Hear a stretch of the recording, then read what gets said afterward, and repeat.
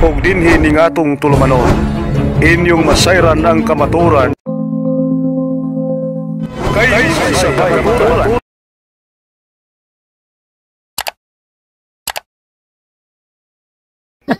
Ayan. Ayan pala. Okay. Rinig mo ba ako, Pastor? Pastor Arnel, marinig mo ako, bro? Para... Yes, naririnig. Clear yung boses mo, bro. Clear. Okay, salamat po, Pastor. Sige, Brother Ross, ikaw na bahala. Hapunan pa ako.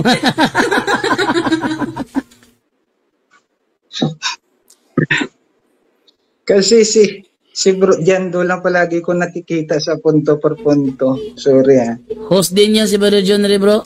Tagasagot din yan. Host Okay din lang yan. naman yun okay lang din naman yun sa akin, Pastor, pero ano kasi, hindi ako nabisuan ng maaga ba? Okay, so start tayo mga bro. Sige, go ahead, bro. Okay, so we are live in 543 and hello and welcome sa Russia TV mga kapatid. At meron tayong debate na magaganap ngayon between Reform Presbyterian Church versus Roman Catholic Church. Sa topic na patutunayan ko na limitado ang pagtubos at hindi para sa lahat ng tao. So affirmative natin si Pastor Arnel, negative naman si Brother Yesomar dito mga kapatid. At sa ating setup ng debate, meron tayong standard setup ng debate, yung 10-7 natin sa first stand at saka yung 10-7 sa rebuttal, at meron tayong 5-minute na final conclusion. Mauuna si negative, mahuhuli si affirmative. Sa ating rules mga kapatid, meron tayong rule number 1, 20 seconds maximum yan sa lahat ng sagot. Rule number 2, pili muna ng sagot lalo na sa categorical bago tayo magpaliwanag. Rule number 3, yung ating 10 seconds, pwede kayong magpaliwanag agad, sabihin lang sa moderator kung gusto nyong gamitin ang karapatan na ito.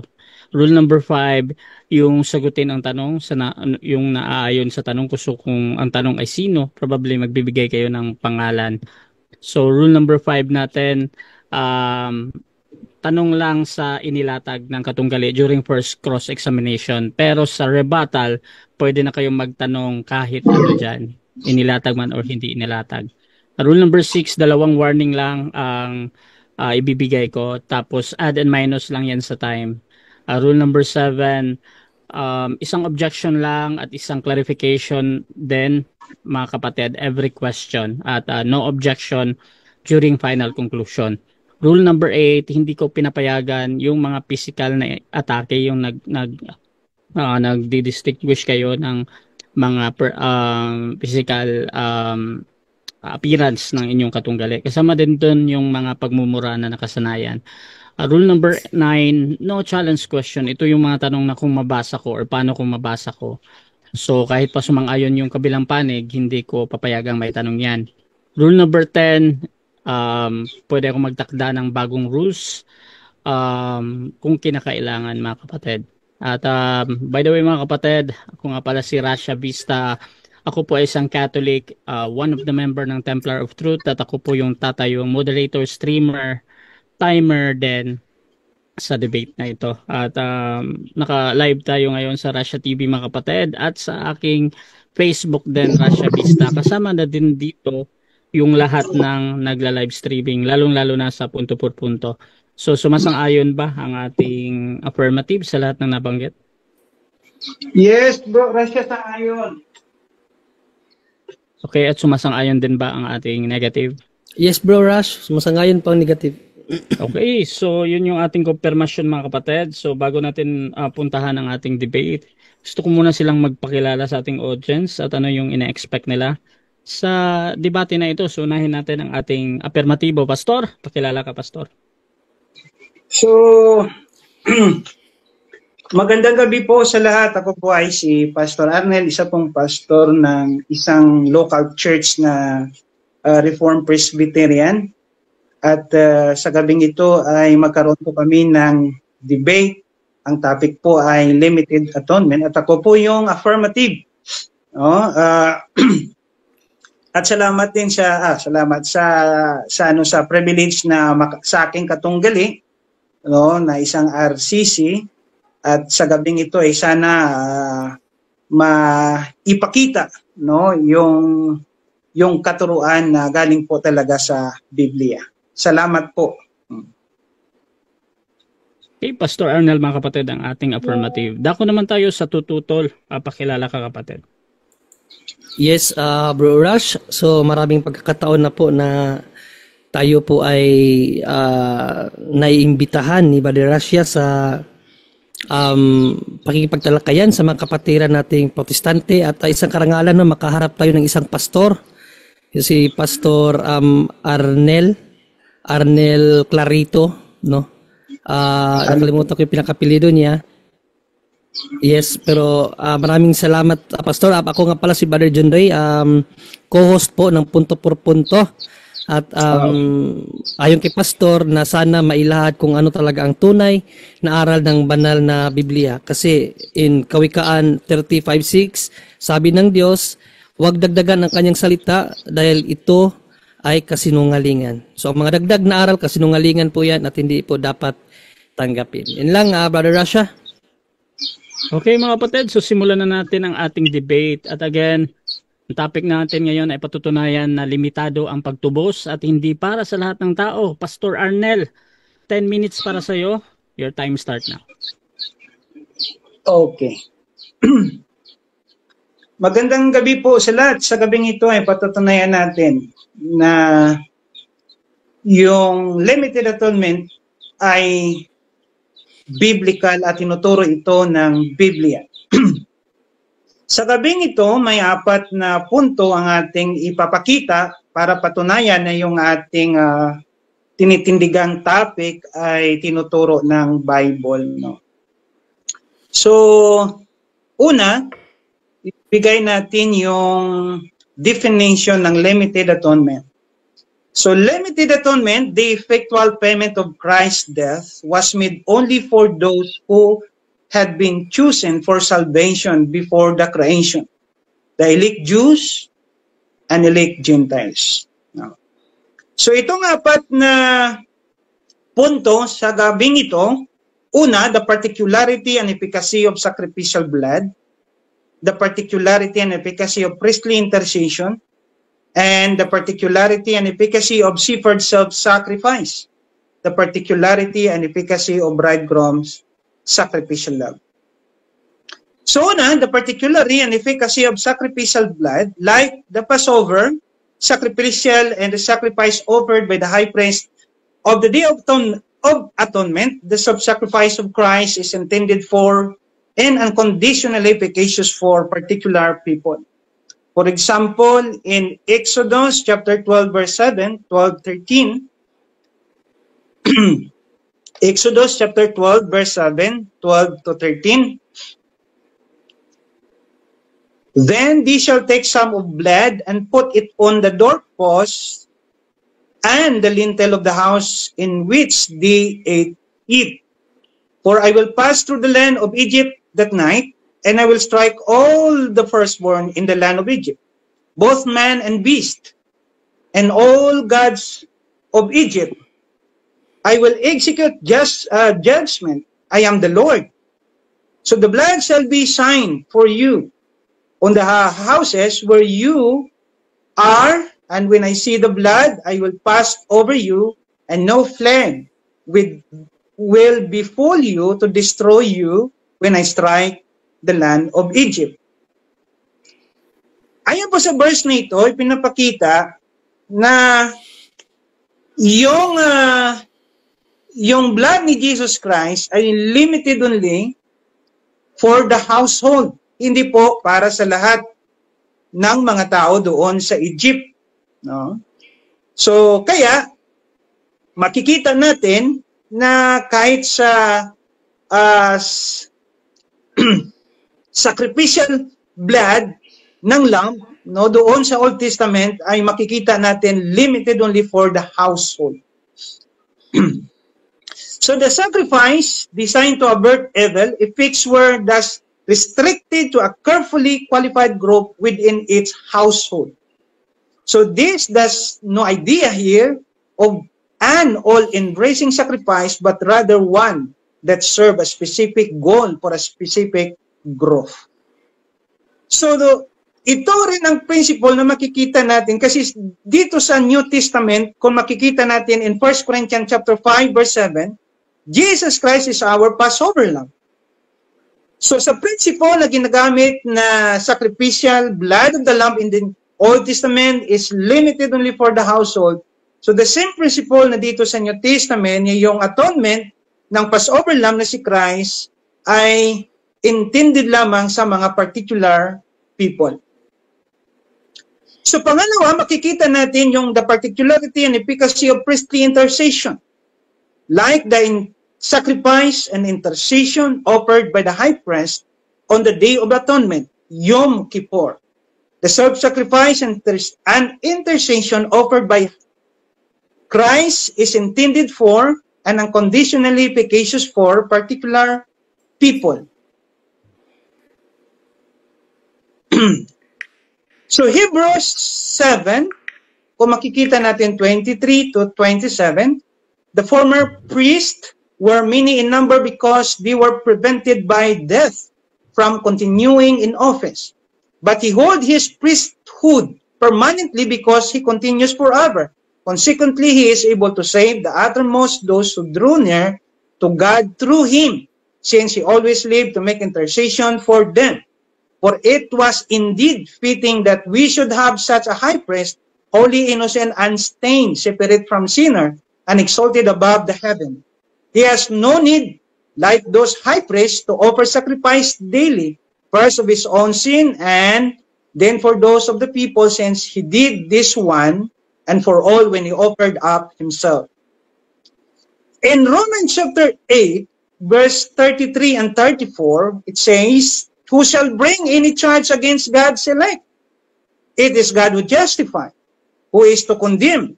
Christ died is the one who died. Christ Jesus is the one who died. More than that, who was raised, who is at the right hand of God, and who ended in interceding for us. So dito sinasabi na kung saan si Kristo ay namatay, ay patuloy pa rin ang kanyang intercession. So in John 17 verse 9, I am praying for them, the disciple. I am not praying for the world, but for those whom you have given me, for they are yours, all mine are yours, and yours are mine, and I am glorified in them. So hindi lang sa mga disciple, kasi pinapatuloy ni Jesus Christ, ang sinasabi niya, no, bilang high priest na kanyang intercession na hindi lang sa mga disciple doon sa kanyang harapan, kundi pinapatuloy niya in John 17:20, I do not ask for this only, but also for those who will believe in me through their word. So may mga tao na hindi pa nag-believe sa kay Jesus Christ, but still Christ interceding for them. And very clear in this passage that Christ is not or was not praying for the world. So dito makikita natin the intercession and the atonement is identical. So yan po makikita natin na limited yung atonement. Ilang minutes pa bro, Rasya? 3 minutes. Ilang minutes pa bro? 2 minutes, no? So the second one, the third is particularly an efficacy of shepherd self-sacrifice. So makikita natin in John 10, 11, 14, 16. So dito makikita natin na sabi ni Jesus Christ, I am the good shepherd, and the good shepherd lays down his life for the sheep.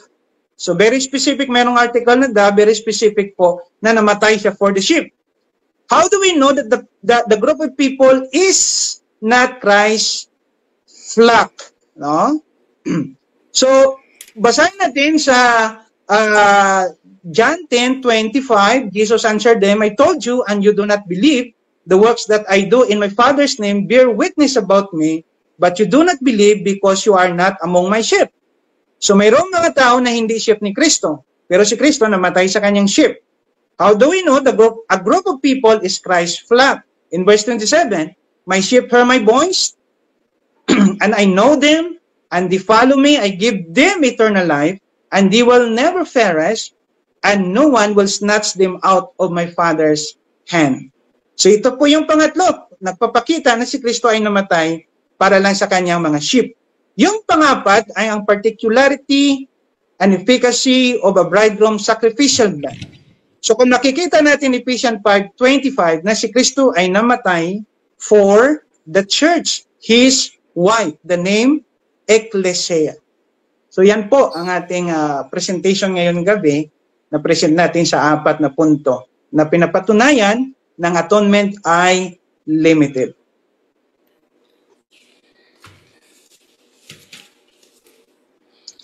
Okay.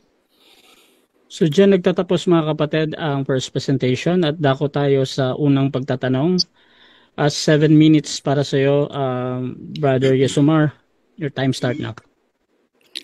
Yes, Brother Russia, good evening, Pastor Arnel, no? Ariel na po, sa Ariel? Arnel. Arnel pa rin, Pastor Arnel. So, ang topic mo, Pastor, is limited only, yung atonement. Ibig sabihin, sino ang hindi kasali dito, Pastor? Yung mga hindi elect na Jews at Gentiles for salvation. Okay, In next question. Romans chapter 8 verse 34, Jesus died for the elect. Okay.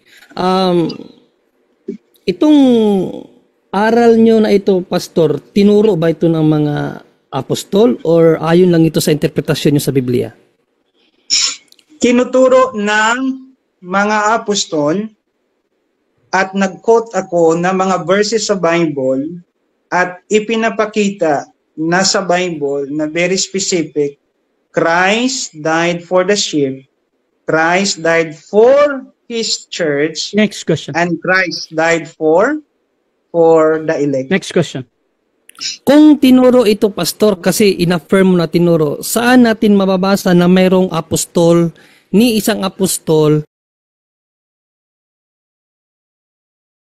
na nagturo about limited atonement? Pakibigay po yung verse. Okay, Romans 8, 33-34, no? Walang verbatim na masasabi Objection, Mr. na Moderator. limited atonement, Time Pero stop. ang sabi diyan, Time stop muna. Jesus Time stop Christ muna, Pastor. died for the elect. Time stop muna. Wait lang, Pastor. Yes. Nadidinig ba ako? Ayan. Yes, Objection muna tayo sa negative. Ano yan? Isang objection ko kasi, Pastor, ang malinaw kasi yung tanong ko sa iyo kanina kung itinuro ba ito ng mga apostol na mababasa sa Bible or ininterpret mo lang. Ang sagot mo kasi, affirmatively, o categorically, Bro, sa akin ka yes, Bro Rush, Mr. Moderator, ang tanong ko kasi sa kaganina malinaw kung ito ba ay itinuro ng mga apostol or ayon lang sa kanilang interpretasyon, yung limited atonement. Sabi niya, itinuro talaga at mababasa sa Bible. Kaya tinanong ko kung saan, ibinigay niya Romans 8:33-34. Pero dinugtungan niya na hindi verbatim. Ang tanong ko kasi, yung litra po litra, kasi may categorical kasi yung Mr. Moderator eh. Itinuro ba ng mga apostol yan or ininterpret mo lang? Okay. So, nag-object ka dahil sa doon sa paliwanag. Brother Yeah. Arnel, meron ka bang counter-objection doon bago ako humatol? Sige, may konting objection. Pag sinabing Sige, proceed. tinuro, kapag tayo nag-interpret ng Bible, kinukuha natin yung intended intention ng author ng Bible. Okay. So, mayroon kaming hermeneutics na nagpapatunay na ginagamit namin para makita yung intended Pastor. meaning. Kaya masasabi ko na tinuro, kaya Okay, sinabi ko din na hindi siya verbatim. Okay. Pastor, dito sa objection kasi yung sa counter objection lang dun, no? So ganito ang hatol ko mga kapatid, ayon kasi sa tanong anong talata at sa akin naman nagbigay naman ng talata si Pastor Arnel. At kahit pa yung patungkol sa letter for letter or not, yung importante kasi sa akin na tanong lang yung anong talata ba. So nagbigay naman. Kahit pa doon sa pagpapaliwanag ay tutol yung kabilang panig. So tuloy ka lang muna Pastor Arnel doon sa talata. Proceed bro. Pastor. Yes po. Yung Romans chapter 8 ay walang verbatim na nakasulat na limited atonement. Pero yung verse po ay nagpapatunay na si Kristo ay namatay for the elect. So yun po ay magbibigay tayo ng konklusyon na kung saan ay tinuturo ni Paul na si Kristo ay namatay sa elect at tinuturo ni John na si Kristo ay namatay sa mga Next sheep question. at tinuturo ni Paul na si Kristo ay Next question, namatay please. for his wife, the church. Next question. Okay. Ginamit mo ang Romans 8:33-34. Categorical question, Mr. Moderator. Pastor. Sinabi ba dyan na yung elect lamang, may only elect lamang ang tinubos ng dugo ni Panginoong Kristo? Sinabi yan o hindi sinabi? So, hindi sinabi at walang word na only. Pero kung titingnan natin, no, he died for the elect. So, ibig sabihin ng, tingnan natin, para Romans 8, no?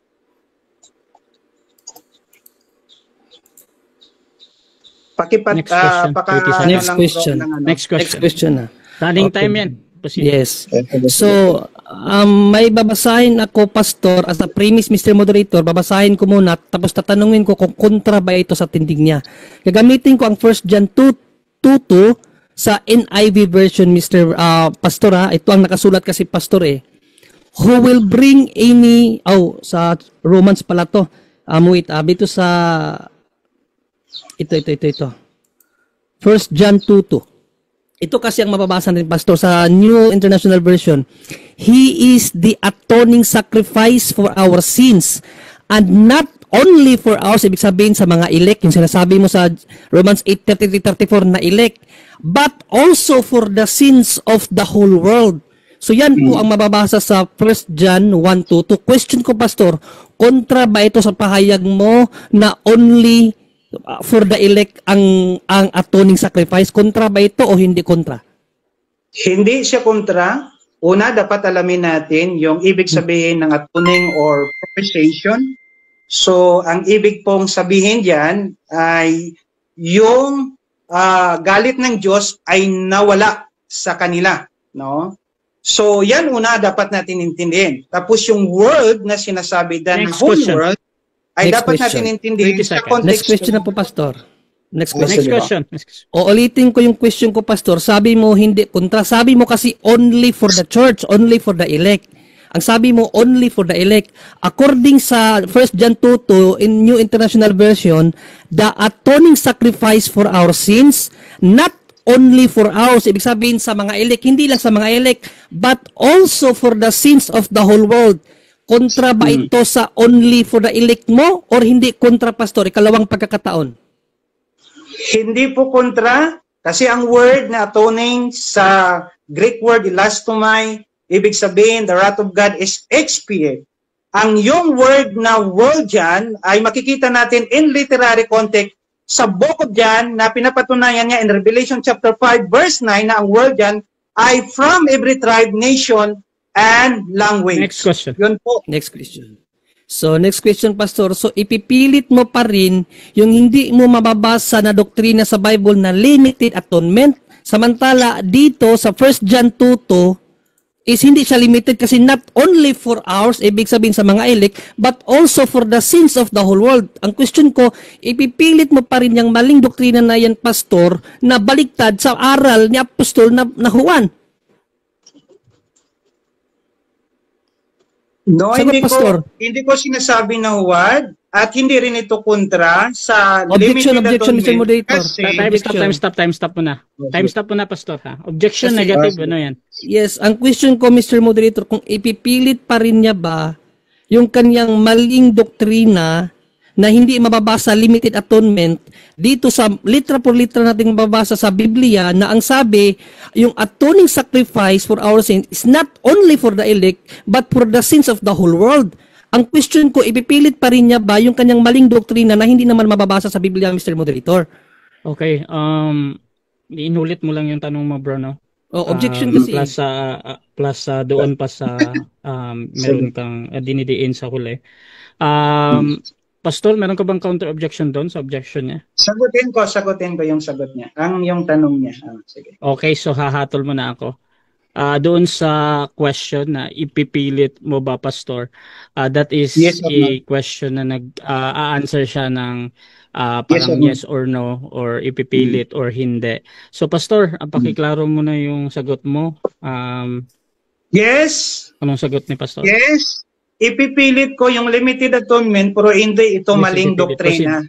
Kasi yung pag-intindi natin sa konteksto, kailangan po natin yung application ng hermeneutics. Kaya sinasabi ko ng word na atoning or proposition ni Lascomay, the wrath of God expiate. So kung nangyari yan sa lahat ng tao, so ang tao hindi na mapupunta sa hell kasi nawala na yung wrath of God. So yung word dyan, sa literary context, ang ibig sabihin ay Revelation chapter 5 verse 9, Next question, from every tribe, question na, nation, Pastor. and language. Pastor, next question, Pastor.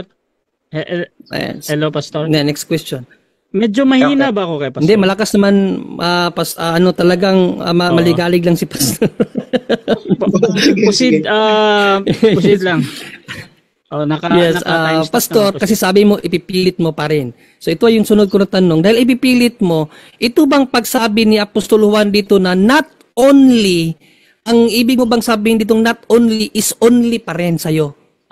Pastor, yun ang tanong ko. Kasi ipipilit mo, yung pagsabi dito na not only for ours, para sa'yo only lang yan.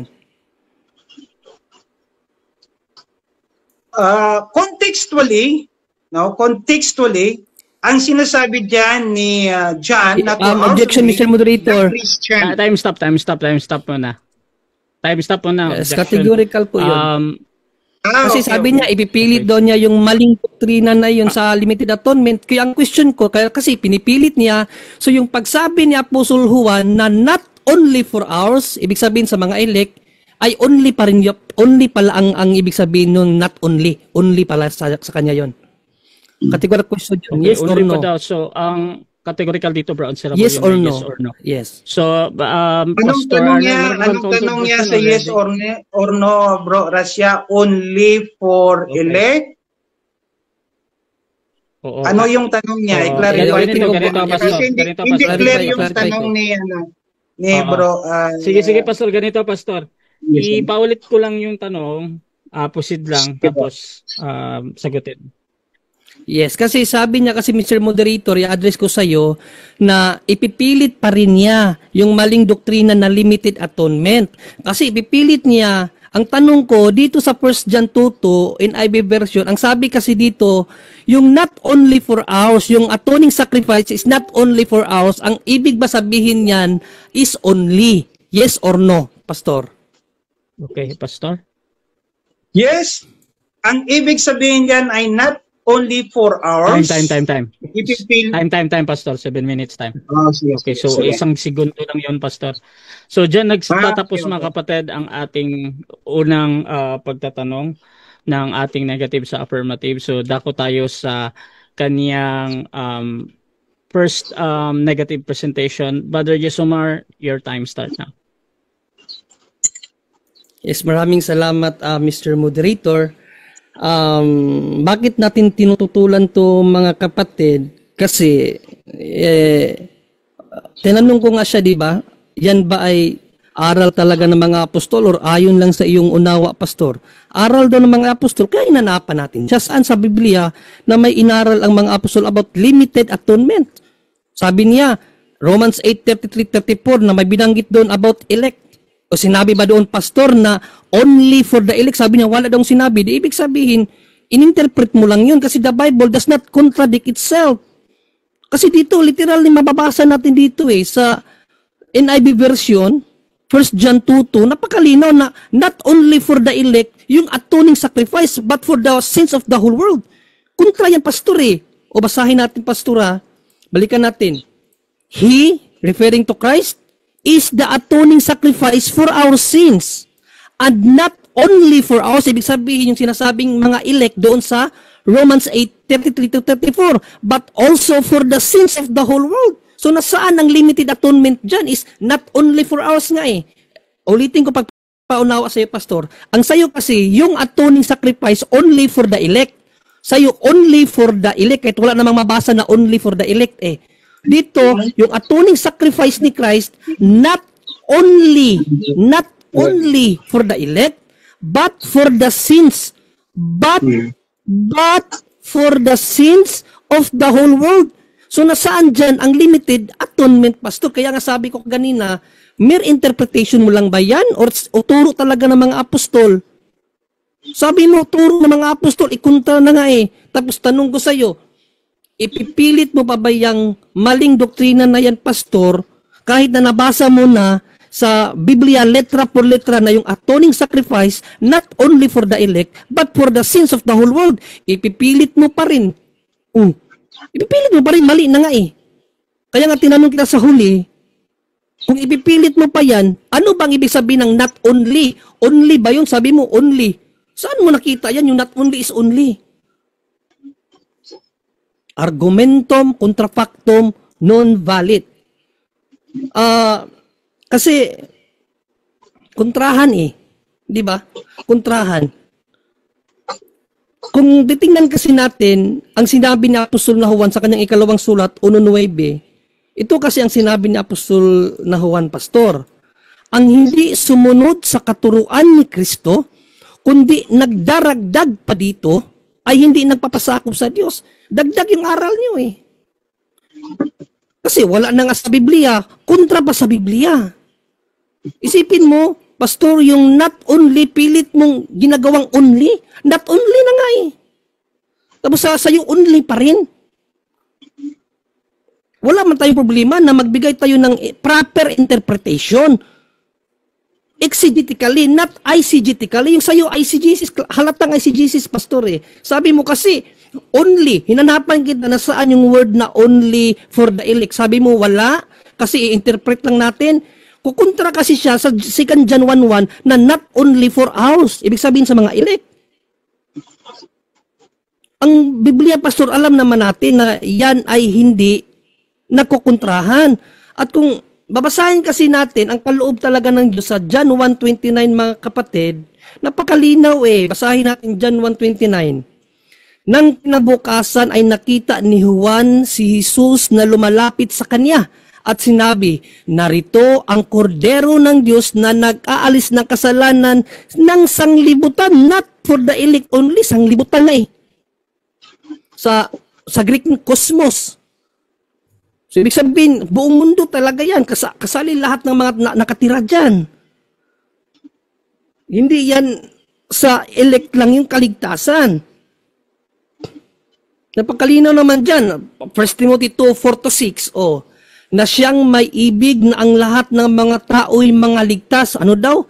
Lahat ng mga tao'y mga ligtas. Ibig ng Diyos, lahat ng mga tao, mga ligtas. Sapagkat may isang Diyos at may isang tagapamagitan sa Diyos at sa mga tao, ang taong si Kristo Jesus, na ibinigay ang kaniyang sarili na pangtubos sa lahat na nagpapatutuong mahahayag sa sariling kapanahunan. Puro lahat puro lahat ng sa aral ng mga apostol lahat, kalooban ng Diyos, lahat. Ang sayo naman, may nabasa ka lang na the elect, the sheep, ang sayo, only na yun. Kawawa naman yung mga bata na hindi kasali sa eleksyon. Parang sinabi mo na rin, pati yung mga bata, mapupuntang impyerno niyan. Yan pa ang problema sa aral na yan, Pastor. Kasi biblically speaking, ang kalooban ng Diyos for the whole world. No? Basahin natin ang Colossians 1:16-20-23, Pastor. Na yung pagkasabing sanglibutan yan, yung mga tao talaga yan. No? Kasi yung tao, according kay Apostol na Pablo, ginawa para kay Kristo, sa pamamagitan ni Kristo at para kay Kristo. Ginawa ang lahat ng mga tao para sa Kanya. Yun kasi ang mababasa natin sa Colossians 1:16. Basahin natin. Sapagkat sa Kanya nilalang ang lahat ng mga bagay. Lahat, Pastor, lahat. Kaya nga sanglibutan sa sangkalangitan at sa sangkalupaan ng mga bagay na nakikita at ang mga bagay na di nakikita, maging mga luklukan o mga pagsakop o mga pamunuan o mga kapangyarihan, lahat ng mga bagay ay nilalang o ginawa ang lahat ng bagay sa pamamagitan niya, ibig sabihin kay Kristo, at ukol sa Kanya. Ukol sa Kanya, sa ibang version nga nito, para sa Kanya. Basahin natin sa Magandang Balita Biblia. Sabi dito, ang lahat ay nilikha ng Diyos sa pamamagitan niya, ibig sabihin kay Kristo, at para sa Kanya. Ang lahat para sa Diyos, Pastor. Bakit mo itinatapon yung iba? Yung mga ilik lang ang gusto mo. Kaya nga, hindi yan aral ng Diyos at ng mga apostol ang limited atonement. O sa 20 hanggang 23, basahin natin. At sa pamamagitan ng anak, niloob ng Diyos ang lahat ng bagay, so lahat ng bagay, pati mga tao dyan, maging sa langit o sa lupa, ay ipagkasundo sa Kanya. That's 3 minutes. Ang lahat daw ay gustong ipagkasundo ng Diyos sa Kanya. Nakamtan ang kapayapaan sa pamamagitan ng dugo ng Kanyang anak na iniaalay sa krus. Dati kayo'y malayo sa Diyos at naging kaaway niya dahil sa inyong paggawa at pag-iisip ng masama. Ngunit, naging tao ang anak ng Diyos at sa pamamagitan ng kanyang pagkamatay ay ipinagkasundo kayo sa Diyos. Nang gayon ay maiharap niya kayong banal, walang kapintasan at walang dungis. So para sa lahat talaga, ay yung pinangaralan ba ni San Pablo na yan ay sa mga ilik lang, 23. Subalit kailangan ninyong manatiling tapat sa matatag na sa inyong pananampalataya at huwag pabayaang mawala ang pag-asang dulot ng magandang balita sa inyong narinig. Niloob ng Diyos na akong si Pablo ay maging lingkod para sa magandang balitang ito na ipinangaral sa lahat ng mga tao sa buong daigdig. Para sa lahat yung ibanghilyo para sa lahat ng mga tao. Kasi yung sinasabi mong sheep na sinasabi mo, yun yung mga nakarinig. Sabi mo, di ba, sa John 10:27, sa John 10:11, the sheep. Sabi mo, may definite article na the sheep. Sa John 10:27, yung sheep, yun yung mga nakarinig. Isabi dito ni San Pablo, ang pag-asang dulot ng magandang balita na inyong narinig. So yung inyong narinig doon ay para yung sa lahat ng mga tao na ipinangaral sa lahat ng tao sa buong daigdig. So yung sinasabi mong sheep na mayroong definite article, tumutukoy yun sa kanyang kawan. Pero yung kung sino yung sheep, indefinite yun. Kaya para sa lahat ng mga tao yung kawan niya ang definite. Yung talagang maliligtas. Yung mga lahat ng tao, tinatawag sa kaligtasan yan na makapasok sa sheep na iyan, ang lahat ng tao. Walang pinipili kasi ang Diyos walang tinatangi. Kaya unlimited or walang limitasyon ang pagtubos ng ating Panginoong Kristo, hindi lang para sa elect, kundi para sa kasalanan din ng buong mundo. 1 John 2:2, di ba? Kaya nga sa John 3:16, for God so loved the world that He gave His only begotten Son, that whosoever believe, ang sino man, indefinite yun ang sino man, indefinite yun. Ibig sabihin, walang ang Diyos, kaya ang sino mang manampalataya ay magkakaroon ng buhay na walang hanggan. So ang kaligtasan para sa lahat, hindi para sa mga ilik lang. At malinaw yan mga kapatid, 1 John 2:2, basahin natin muli. Kasi ito talaga, wala na yung aral nila, tibag dito. He is the atoning sacrifice for our sin, and not only for ours, but also for the sins of the whole world.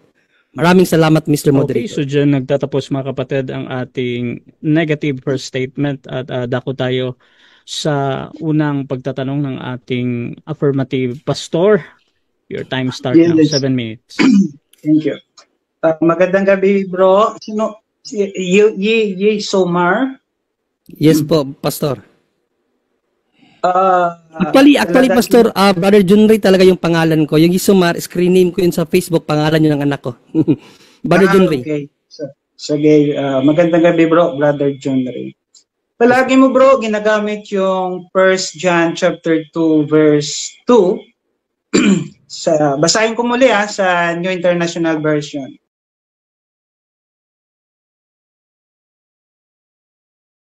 NIV. He is the atoning sacrifice for our sin, and not only for ours, but also for the sin of the whole world. Ano po ba yung word na atoning sa Greek word? Familiar ba kayo? Natingnan ko parang hilasmos yata. Hilasmos, if I'm not mistaken, ha? Hilasmos ba yun? Yes. At ang definition ng hilasmos, dalawa. Propitiation at atoning. So, alin man po yan sa dalawa, wala pong contradiction. Kaya nga sa New International Version, ang ginamit dyan, atoning sacrifice. At hindi lang para sa mga elect, kundi para sa kasalanan ng buong mundo na kung saan po kontra sa pananampalataya niyo. Yes pa. So, sinabi mo na yung ibig sabihin ng hilasmos na noun ay propitiate or propitiation or atoning. Ano ba bro ang ibig sabihin ng word na propitiation? Yes, sa Tagalog, translate siya as pampalubag loob. Oh, kasi yung atonement na ginagawa sa Old Testament na kinote mo kaganina sa Exodo, hindi siya kalugod-lugod sa Diyos eh. So hindi nalubag ang loob ng Diyos doon. Kaya nga sa Hebrews 10:1, hindi yun na makakapagligtas. 20 seconds. Next question. So, ang Tagalog na paglubag loob or propitiation sa English, ang ibig buong sabihin ay nawala yung galit ng Diyos sa kasalanan. Tama or hindi? Wala naman tayong mabasa na nawala ang galit ng Diyos. Ang ibig sabihin, katanggap-tanggap na alay ang dugo ng ating Panginoong Jesucristo. Kasi in Hebrews 10:1, hindi kasi tinanggap yung alay dati sa Old Testament.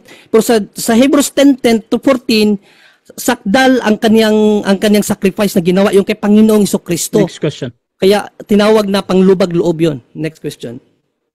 So, dito, ang propitiation, the wrath of God was appeased.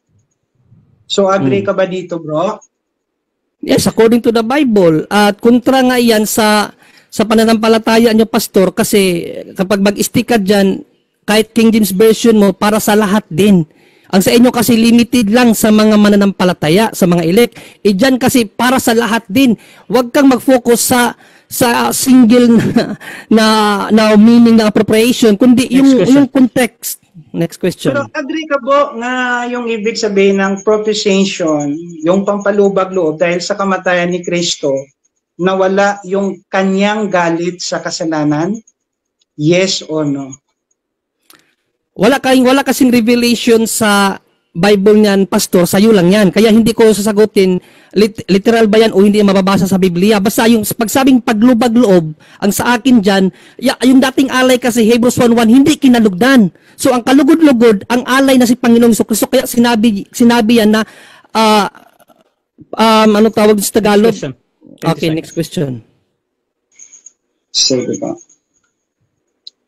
Pero ang ibig sabihin ng propitiation sa Greek, na yung wrath of God ay nawala dahil doon sa kamatayan ni Kristo. Pero ayaw mo tanggapin ito na objection, Mr. Moderator. Time stop. Objection ng nagpahayag na kasi sa Mr. Moderator, hindi siya nagtanong. Okay. Meron ka bang counter objection doon, Pastor? Ina-establish ko yung question ko. Okay, so ina-establish ganito, ko lang yung Pastor. question. Magawa ko ng premise sa aking question. Okay, ganito, Pastor. Since hindi ko naman dinig yung buo kung gagamitin mo ba, titingnan natin. Pero si Brother Yesumar, meron pa din karapatang mag-object kung hindi talaga yung premise niya, hindi connected doon sa isasagot mo, itatanong mo, Pastor. So, proceed ka, Pastor. Okay. Sige po. So, proceed tayo doon sa John 1:29. Ang pagkasabi diyan, behold, the Lamb of God takes away the sin of the world. So, yung takes away ba ay effectual or provision? Provisional siya, no? Kasi in order in order for us to be saved or para maging effectual siya, may kondisyon. Manampalataya ka muna, pagkatapos sumunod ka sa utos, tapos manatili. Doon siya i-effect. So, yung pagsabing take away the sins, it's provisional, ibig sabihin, may kondisyon yun. Ano yung Next kondisyon? Manampalataya ka muna. Next question. Okay. So pag sinabing takes away, ang ibig pong sabihin hindi pa po nakuha? Yes or no? Doon sa John 3:16, kasi pagpapahayag pa naman yun. No? Objection. Time stop. Objection, affirmative, ano yan? Ang objection ko ay doon sa John 1:29, hindi po sa John 3:16. Yung Okay, so sa talata. Yes. Okay, Sige, Mr. Moderator. Yung tanong ko Okay, muna sagot na ako, Mr. Moderator. Wait lang. Pastor Arnel, hindi ko alam kung tapos ka na or hindi. Pakibuo nga yung objection mo muna, bro. Yung objection ko ay doon sa, ang tanong ko sa John 1:29, hindi po sa John 3:16. Sige, yun po. Okay, Yes. okay. So, Brother Yesomar, proceed ka lang, bro. I think sasagot ka. Yes, ang sagot ko nga, Mr. Moderator, na direkta ko lang, ang sagot ko ganito ang pinakasagot ko, Pastor. 'Di ba sabi ko nga provisional eh. Tinanong mo ako provisional ba or effectual. Sagot ko provisional siya kasi in order for us to be saved or yung umepekto, kinakailangan nating manampalataya John 3:16. Kasi sa John 3:16 kasi ang sabi, ang sino mang sa kanya'y sumampalataya ay huwag mapahamak. So mayroong kondisyon. Para umepekto, kinakailangan manampalataya. Kaya provisional yung John 1:29. Okay po. Last 1 minute. So pag sinabing takes away, ito po ay nawala na o nandyan pa? Nabayaran na, pero yun nga, sabi nga para maging effect siya, you need to believe. Okay? Kung sa baga, nandyan na yung gamot, kinakailangan mo pang bilhin sa butika para mainom mo yung gamot. So, ganun ang proseso nun. Ibinigay na yung gamot, bilhin mo na lang para makainom ka ng gamot. So, yun po ang aking analogy dyan. Para madali mo siyang maunawaan, Pastor. Next question. Can you give the explanation or definition ng justification by blood at justification by faith? Mr. Moderator, hindi kasi yun ang aming topic. Ang topic is limited atonement, not justification by blood or justification by faith. Kaya, okay, so parang out of topic ito. Yes. Pastor Arnel, meron ko ba? Read hearing for me po yun, Mr. Moderator, read hearing. Okay. Kasi may objection din ako. Kasi yung justification by blood, atonement yan. So yung sagot na para maging effectual yung atonement sa John 1:29, ang sagot niya is justification by faith. So kaya tinatanong ko ano yung definition ng justification by blood at saka justification by faith. Pero kung hindi niya sagot, okay na sa akin. Okay, so ganito. So since kinukunik mo naman Pastor doon sa meron kang gustong malaman, kaya mo tinatanong yan, kahit para sa kabila ay parang hindi ito parang akma, tinatanggap ko pa din yan as a valid question, Pastor. However, Brother Yesomar, meron namang 10 seconds bro. Kung merong problem dun sa tanong, pwede mong ipaliwanag agad. Gagamitin mo ba, bro? Sige, tanong na lang niya muli, Mr. Moderator, since tinanggap mo, sagutin ko na lang. Pakiulit na lang muna sa tanong, Mr. Moderator. Can you define justification by blood and justification by faith? Okay, hindi ko siya i-define by my own understanding, but according to the Bible, John 10:14, justified tayo through blood. Kung sa baga, pinaging banal tayo, binayaran tayo sa pamamagitan ng dugo. By faith naman, Ephesians 2:8, na sa ating pananampalataya, tayo ay naligtas. Time. Yun ang ating definition doon. Okay, so dyan nagtatapos mga kapatid ang first stage ng ating debate at tako tayo sa ating rebuttal. Mauna dito si Pastor Arnel. Again, sa mga bagong pasok dyan, ang topic natin ngayon ay limitado ang pagtubos at hindi para sa lahat ng tao. Affirmative natin si Pastor Arnel, negative naman si Yes Omar. So Pastor Arnel, rebuttal 10 minutes. Your time start now. Yes po. So, patuloy natin tinitindigan yung limited atonement. No? So, balikan natin yung 1 John 2:2 na kung saan ay ginagamit ng ating contention na si Brother John Ray. Ang pagkasabi dito ay sa NIV translation, He is the atoning sacrifice for our sins. Who is He, the Lord Jesus Christ? Atoning means hilaskumay sa verb at hilasmos sa noun. Ang ibig sabihin to appease the or propitiation to appease the wrath of God. No. Nawala yung galit ng Diyos. So kung ito ay mangyayari sa lahat ng tao, na mawala yung galit ng Diyos, so ibig sabihin hindi nagalit ang Diyos sa lahat ng tao kasi nawala sa lahat ng tao ang galit ng Diyos. No? At ang world dito ay ang world na cosmos ay ini-interpret yan according sa context. So pag binigyan natin ng interpretation generally, so magkamali tayo sa ating hermeneutics kasi yung context or passage determines the meaning of the word. And in the immediate context, define the meaning of the word. So ang word na palaging ginagamit ni John, pagdating po sa tinatawag na atonement, ay binigyan ni John mismo ng kanyang interpretation. Dito po sa Revelation chapter 5, verse 9. So ang pagkasabi dito, and they sang a new song saying, Worthy are you to take the scroll and to open its seals. For you were slain, and by your blood you ransomed people for God from every tribe and language and people and nation.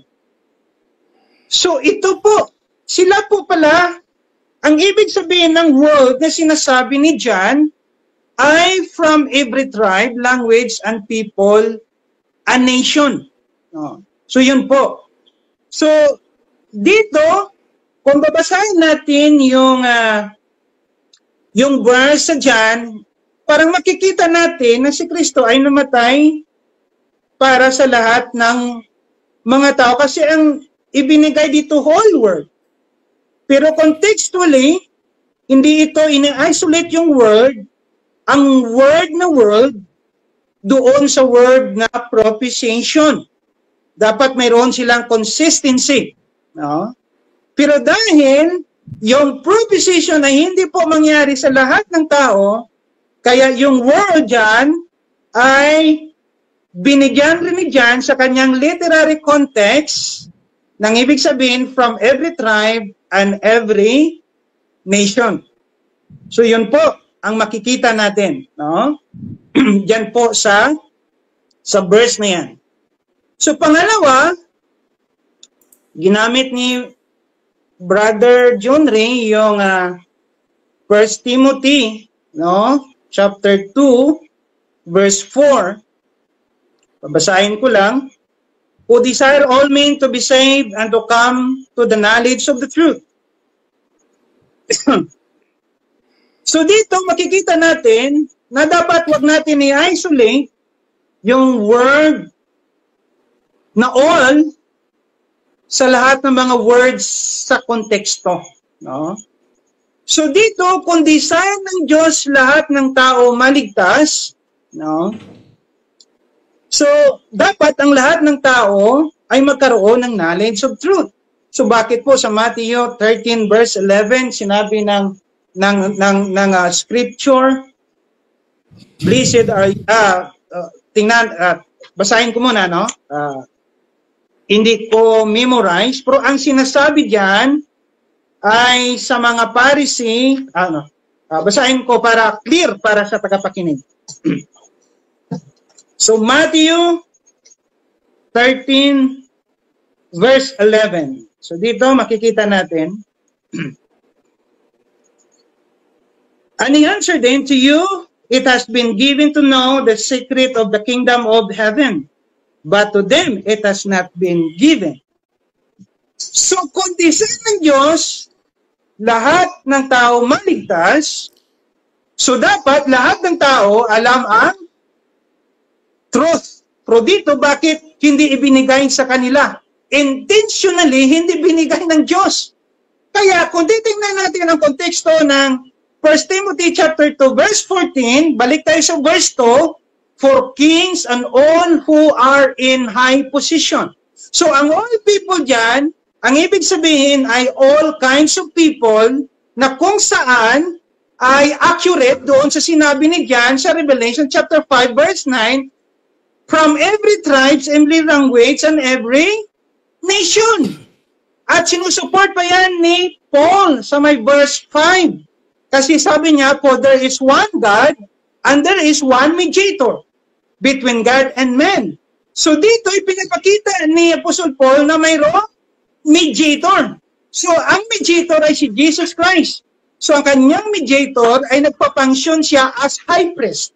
So kung high priest siya, so may work, ang work ng high priest sa intercession ay identical sa kanyang atonement. So ang tanong, nag-pray ba si Jesus as mediator sa kanyang intercession sa lahat ng tao? John 17:9, he pray for them but not pray for the world. Not only to the disciple but also to those who will believe to the disciple. So makikita natin, kung bibigyan natin ng right interpretation, applyan natin ng hermeneutics, magkamali tayo sa interpretation. No? So doon, balikan ko yung John 1:29, napaka-clear po ang sabi, behold, the Lamb of God takes away the sin of the world. So pag sinabing takes away, hindi po provision yan, effectual yan. Nangyari talaga sa kanila na wala o kinuha ng Diyos ang kasalanan nila, past, present, and future. No? So yan ang tinatawag na justification by blood. So ang justification by blood, binayaran ni Kristo ang kasalanan ng elect Jews at Gentiles. No, makikita natin sa Romans 8:33 to 34, binayaran ni Kristo ang penalty ng kanilang sin, that is justification by blood. So itong mga binayaran ni Kristo at God's appointed time, pag rinig nila ng gospel, bibigyan ng faith at sila ay maniwala sa Diyos, yan ang tinatawag na justification by faith. So hindi yan magkahiwalay. Dapat mangyari yan sa isang tao na kung saan ay binayaran ni Kristo. So kung binayaran ni Kristo yung kayong kasalanan, past, present, at future, ano ang reason ng Diyos na yung tao ay pupunta sa impyerno kung binayaran niya yung kasalanan, past, present, at future, at nangyari sa iyo ang tinatawag na propitiation na wala yung galit. So dito makikita natin according po, no, sa ating right interpretation na isa-isa natin yung mga verses, binigyan natin ng meaning ang etymology at binigyan din natin ng history at cultural yung interpretation natin at ginara natin sa konteksto. Tama po ang limited atonement. So yan lang po yung aking rebuttal, bro, Rasya. Oh. I-wave ko na yung time. Okay, so dyan nagtatapos ang rebuttal ng ating affirmative. Dako tayo sa 7 minutes sa second cross ng ating negative. Brother Yesomar ng Roman Catholic Church, your time start now. Yes, maraming salamat Mr. Moderator. So dito ako sa huli mong sinabi mo na pastor no na yung John 1:29 is effectual. Sabi mo. Pag pag sinabi mong effectual, wala nang gagawin, save na agad. Sagot? Medyo, bro, pakilakas yung Time boses stop mo muna. kasi medyo maulan sa amin. Ayun lang. Wala ka bang ano dyan, Pastor? Paki-ano muna, Mr. Moderator, yung ano, yung Oo, time. Sinabi ko na Sayang. time stop. Pwede kang mag-ano, Pastor? Pwede kang mag-headset para siguradong hindi masayang yung oras. Baka akong puro headset, bro. ganyan Sorry, ang bro, nangyari wala sa... akong headset. Wala kang headset? Wala. Okay. Sige. Ulitin ko na lang, Mr. Muna, Sige, naka-time Mr. stop Muna, mo na. wag mo munang time stop mo muna. Kasi yung Sige. huli mong sinabi ngayon, Pastor, Bibigyan kita presko ng pa sa time. laway mo. Yes, sabi mo kasi effectual yung John 1:29. Narinig mo, Pastor? Yes. Kung effectual ang John 1:29, ibig sabihin agad-agad ito nangyari. So question ko sa iyo, dahil effectual ito, wala na bang dapat gawin para maligtas? Oo o hindi? Yes or no? Okay.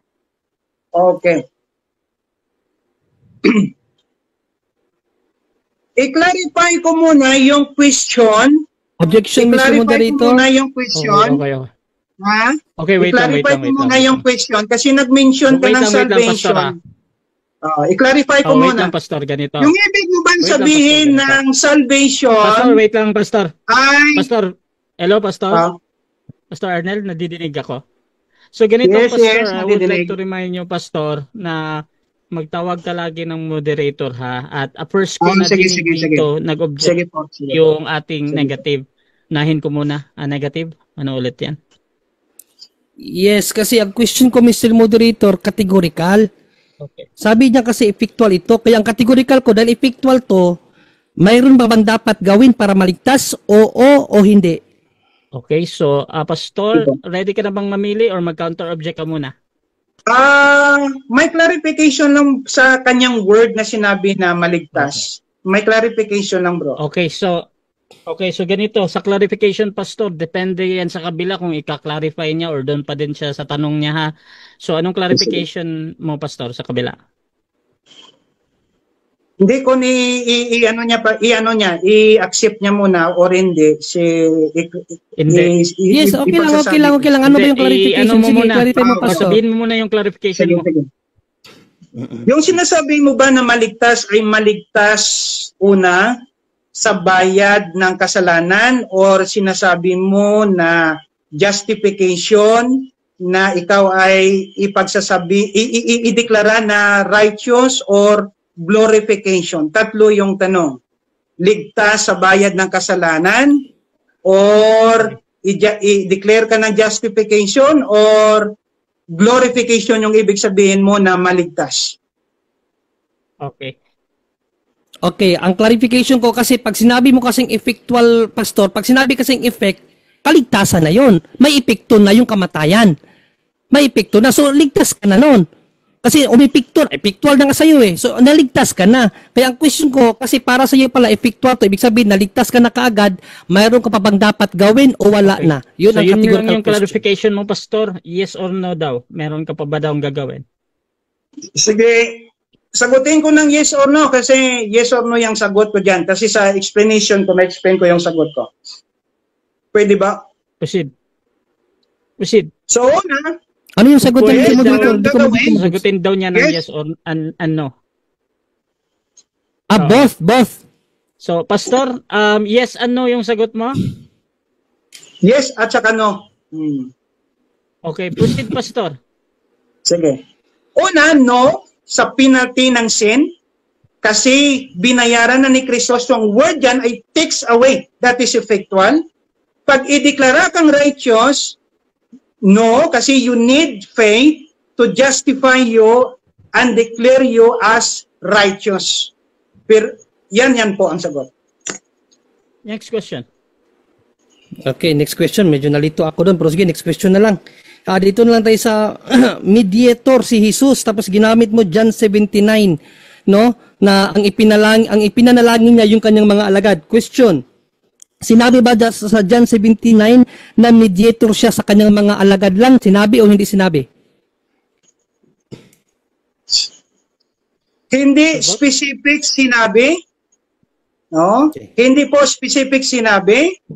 Pero sinabi niya diyan na ang kanyang pagka-mediate sa intercession, I pray for them, and specific, I'm not praying for the world. Very clear. At dinugtong niya doon sa 20, hindi lang sa mga disciple, kundi para din sa mananampalataya. Next question. Okay? Okay. So, ibig mong sabihin, kasi not praying for the world, so ibig mo bang sabihin, ang pinagkasundo niya, hindi ang buong mundo. Yun lang mga alagad niya.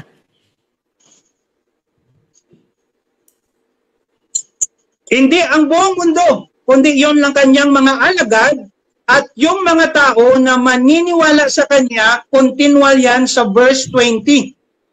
Yung kanyang mga alagad at mga taong maniniwala pa sa kanya doon sa verse 20, hindi sa lahat ng tao, ang kanyang intercession. Okay. Maraming salamat sa pag-affirm na hindi sa lahat ng tao ang pakipagkasundo. Premise mo na, Mr. Moderator, babasa lang ako ng talata dahil dito ako kukuha ng tanong. Kasi para sa kanya kasi hindi sa buong mundo ang pagpapakasundo sa kamatayan ni Jesus. Yung pag-mediate niya. Babasa mo na ako, 2 Corinthians 5:18 and 19. Ito kasi ang ating mababasa, Pastor.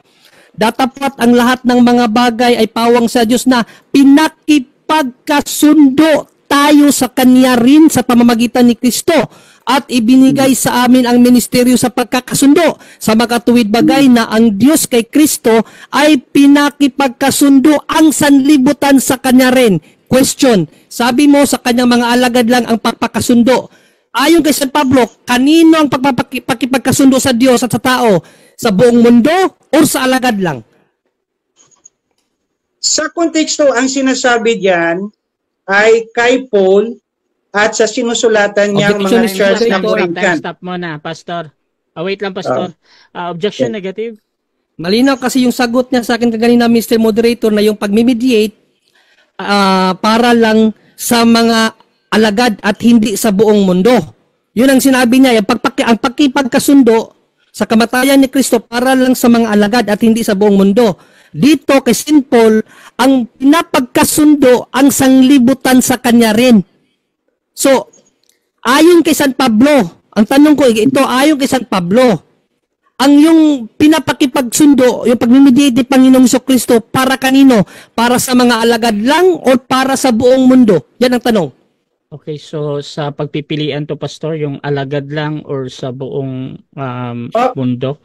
Pastor, pipili ka ba or counter-objection ka muna? Objection. Okay, proceed sa objection. So yung i-pause mo muna yung kanyang time para makapagtanong ka siya.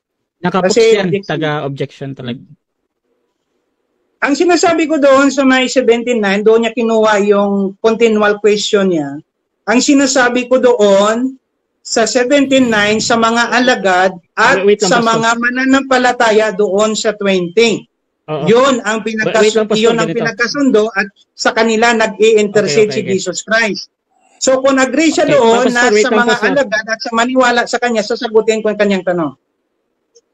Okay. So ganito, Pastor. Doon kasi sa tanong, ang importante lang sa moderator yung pagpili. Pero kung hindi ka makapili dahil meron kang yung condition na binabanggit mo, pwede kang magpaliwanag agad ng 10 seconds or sabihin mo lang next question. So, pipili ka ba, Pastor, or mag-explain ka agad 10 seconds? Okay, kasi ang pipilian wala sa present ko, 10 seconds. Okay, 10 seconds. Mag-counter-object muna ako, Mr. Moderator. Objection yung kaganyan. Okay na yun, bro. So, okay, ganito. Sige. Ang 10 seconds yung isasagot dito. Proceed ka, Pastor. So, sinabi niyang reconciliation ay sa may Corinthians. No, the reconciliation for the world. No? Next yung question. Ibig sabihin Next question. Next question. 10 Next question na, seconds. Pastor. Okay, ginamit mo naman nirebat mo yung paggamit ko sa 1 Timothy 2:4 na ang kalooban ng Diyos lahat ng tao mailigtas. Sabi mo, wag i-isolate ang word na all. Tapos ginamit mo ang Matthew 13:11 na sabi mo intentionally hindi binigyan ng karunungan ang lahat. Ano ang point mo doon, Pastor? Ibig sabihin yung hindi nabigyan ng karunungan ay walang kaligtasan.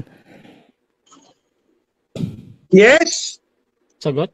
Kasi makikita natin dyan, continually sa kanyang explanation, dyan sa may 13 verse 35 to 38, ay may dalawang seed. Good seed at saka bad seed. Yung bad seed ay mga anak ni Satan at yung mga good seed ay anak ng kingdom of light. Yun ang konteksto ng Matthew 13. Next question. Okay. Okay, aware ka ba sa divine law, Pastor, about natural law, na even yung mga tao na hindi nakakakilala sa Diyos, pwede rin silang maligtas ayon sa divine law na isinulat ng Diyos sa kanilang mga puso to know what is good and what is right, na even though hindi nila kilala ang Diyos, basta sumunod sila sa kalooban ng kabutihan, maliligtas sila. Aware ka ba doon na may talatang ganun o hindi?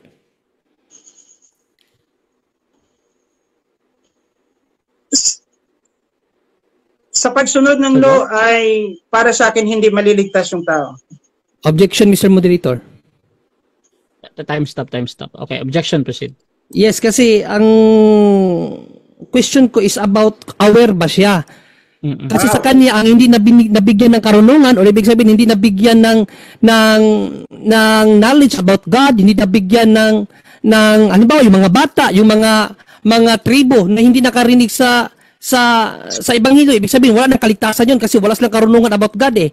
So ang question ko, aware ka ba na sa mga tao na hindi naabutan ng ebanghelyo ay mayroong tinatawag na law of nature na isinulat ang Diyos sa kanilang puso to know what is good and what is right, na kung susundin nila ang mabuti, mayroon silang kaligtasan? Yes or no? Aware ka o hindi ka aware? So, ganito, ang pagpipilian dito yung aware ka ba or hindi aware. Pastor Arnel, mamimili ka ba or mag-counter object ka muna? Para sa iyo ba bro, ay pasok pa yan ba sa limited atonement sa aming topic or? Pasok yan. Okay, so wait lang sa akin to. So clarification yan, galing kay Pastor. Sa akin, Pastor, Yes, clarification. Ginagamit kasi ito ni Yesumar sa kanyang pag-negate at dito sa topic. So tinatanggap ko to as pasok sa pinag-uusapan. So Pastor, pipili ka ba or magpapaliwanag ka agad? Sige, 10 seconds bro. Proceed. So para sa akin, Proceed,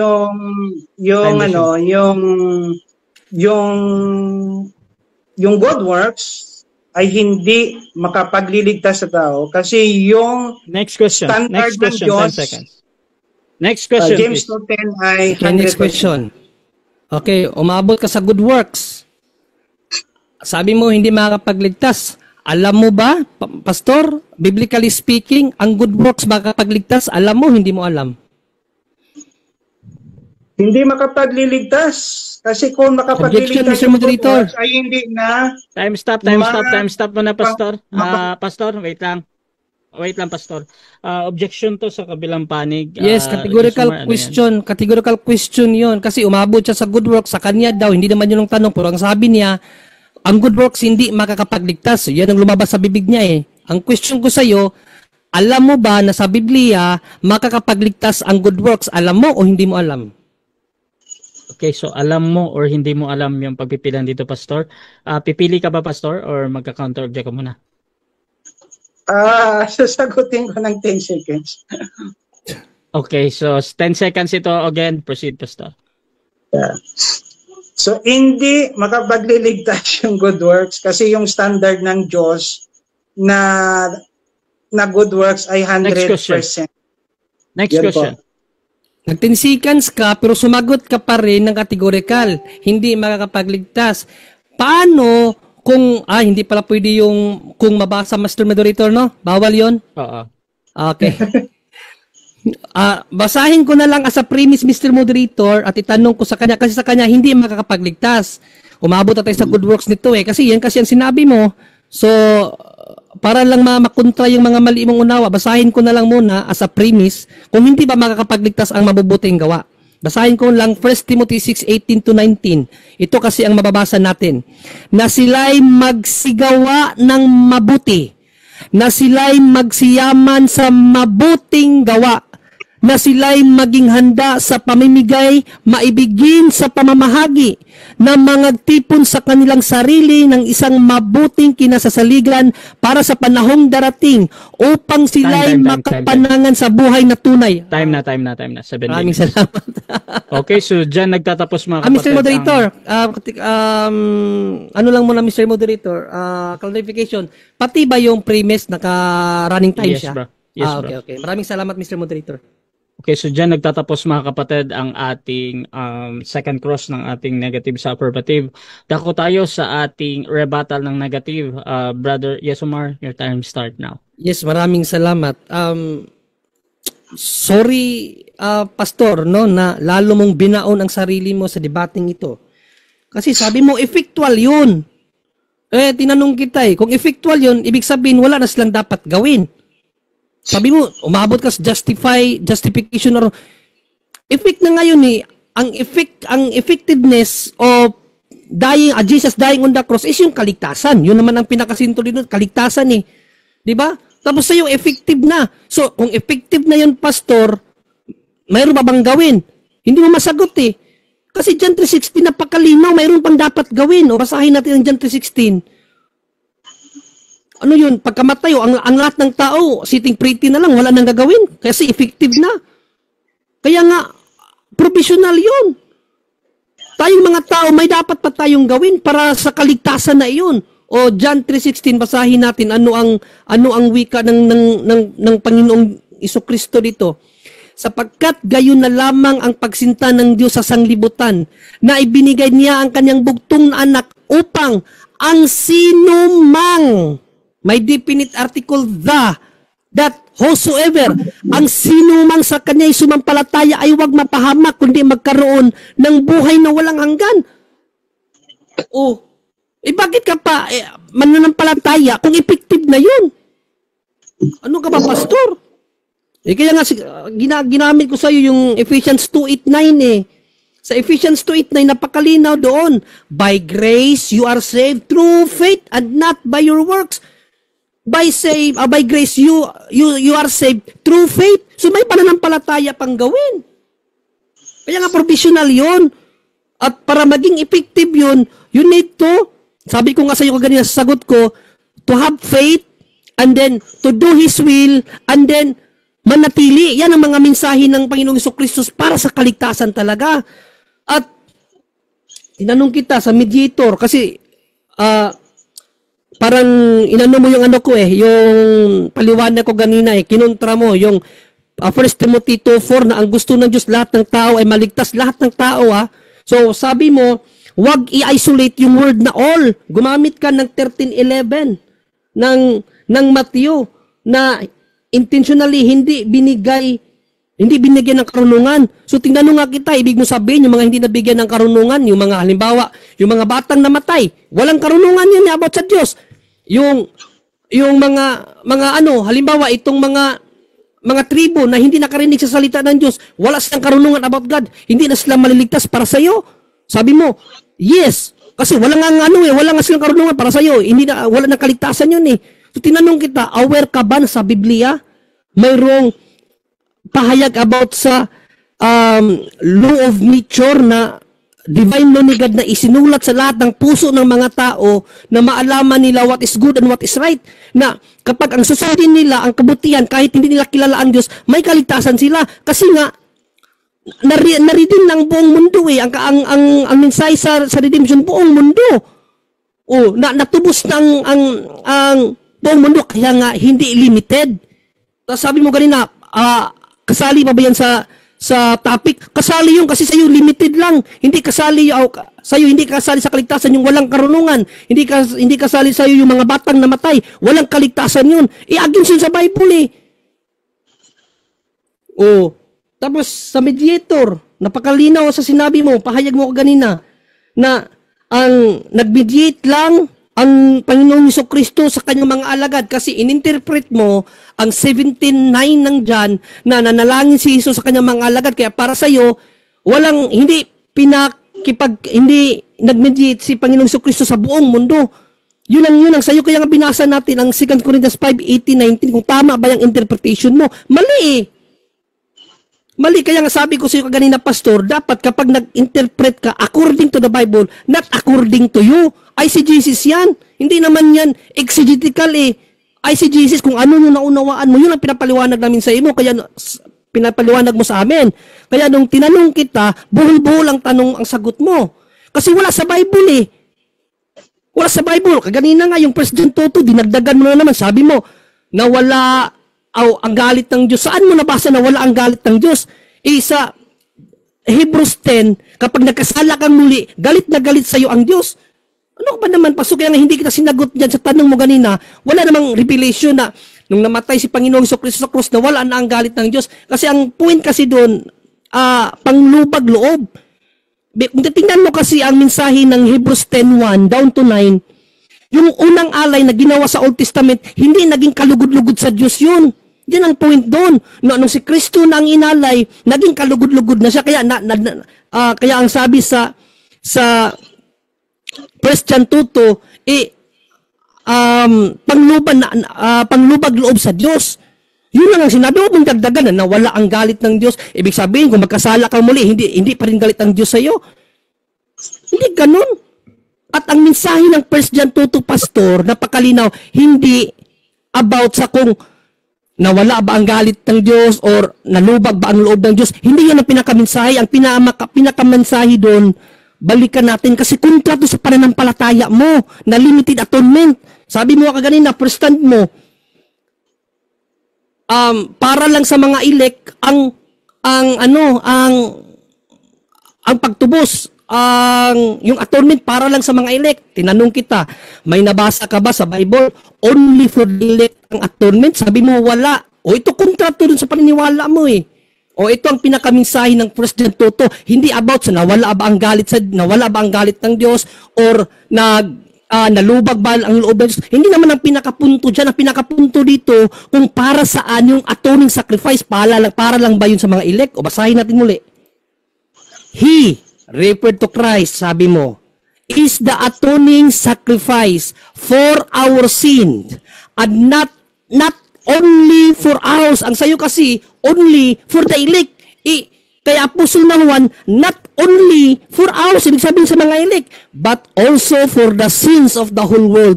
Yung lahat ng paliwanag mo kanina sa first stand mo, na sabi mo, mayroon kang 4 na pundasyon, pulpog yun. Sa Bisaya pa, napulpog yun sa talatang ito. Next, last 3 minutes. Oh, kasi ang sa iyo kasi, Pastor, only for the elect. Biblically speaking, not only for the elect. Actually, Pastor, kanina ka pa nagkontrahan sa Bible. Lahat ng tanong ko sa iyo, kontrahan. Pati yung pag-mediate ni Panginoong Jesucristo para sa iyo, para sa elect lang din, para sa mga apostol lang. Kasi ang konteksto ng 79 ng John, mga apostol yun eh. Mga apostol, sa iyo, sa mga apostol lang. Pero ayon kay Apostol Paul, basahin natin kay Apostol Paul, yung mediation ni Panginoong Jesucristo para lang ba sa mga alagad niya? Baliktad sa iyo eh. O basahin natin ha, dahan-dahanin ko kasi oras ko naman to. Datapwat ang lahat ng mga bagay ay pawang sa Diyos na pinakipagsundo tayo sa Kanya rin sa pamamagitan ni Kristo at ibinigay sa amin ang ministeryo sa pagkakasundo. So, ang ministeryo ng pagkakasundo, ibinigay sa mga apostol, pastor. So, sorry kung hindi kita pwedeng paniwalaan kasi hindi ka naman isa sa mga apostol. Mas maniniwala ako kay San Pablo na nagsabi, para sa lahat ang papakipagsundo, hindi para lang sa kanila. O ano sabi sa 19? Sa makatuwid bagay na ang ating Diyos kay Kristo ay pinakipagkasundo ang sanglibutan sa Kanya rin. Hindi sa kanila lang, Pastor. Kaya nga, kontra-kontra yung mga sagot mo eh. Ay hindi ibinilang sa kanila ang kanilang mga kasalanan at pinagkatiwala sa amin ang salita ng pakipagsundo. Hindi sa iyo, Pastor. Sorry to tell, kontrahan ka kanina pa. Mali-mali yung aral nyo. Iwanan mo na yan. Tinanong nga kita ganina, unang tanong ko sa iyo, biblical ba ito, Pastor, or ayon lang sa iyong unawa? Sabi mo, biblical yan. Hinanapan kita, saan sa Biblia mababasa ng aral ng apostol, limited atonement? Sabi mo, wala. Pumunta ka sa Romans 8:33-34. O kasi limited atonement ka. Sinabi ba sa Romans 8:33-34 na yung atonement only for the elect? Sabi mo wala. Ibig sabihin, interpretation mo yon. O ano ang sabi ng Biblia about sa mga interpretation? Pinahintulutan ba yan ng Diyos? O basahin natin. Kawikaan 3:5. Pinapahintulutan ba ng Diyos yung mga sariling unawa lang? O ito, basa. Tumiwala ka sa Panginoon ng buong puso mo at huwag kang manalig sa iyong sariling kaunawaan. Kaya nga ang question ko sa iyo palagi, Pastor, where in the Bible? Kasi although i-interpret mo yan, dapat according to the Bible, not according to you. ICGCs yan, alam natin yan. What is ICGCs? What is exegesis? Kaya, tinanong mo ako kanina. Oh, maraming salamat, Mr. Moderator. Okay, so dyan nagtatapos ang rebuttal ng ating negative. Dako tayo sa pagtatanong. Second cross ito ng ating affirmative. Pastor Arnel ng Reformed Presbyterian, your time start now. Yes, una pong tanong. Nawala yung kamera niyo, Pastor. Sige. So, unang tanong, Proceed lang. balikan natin yung John chapter 10, verse 11, sinasabi dito, I am the good shepherd. The good shepherd lays down his life for the sheep. Yes po. So, yung tinatawag dito na the sheep, dahil may article na the, specific ito na group ng sheep or pwede na-include dito sa sheep na kung saan si Kristo ay namatay, yung mga hindi sheep ni Kristo. Paklaro yung tanong, Pastor. Di ko nag-gets yung pinakatanong mo. Mr. Moderator, paklaro yung hindi ko nag-gets yung pinakatanong. Sige, Ulit ba yung tanong? Sinabi dito na I am the good shepherd. The good shepherd lays down for his life for the sheep.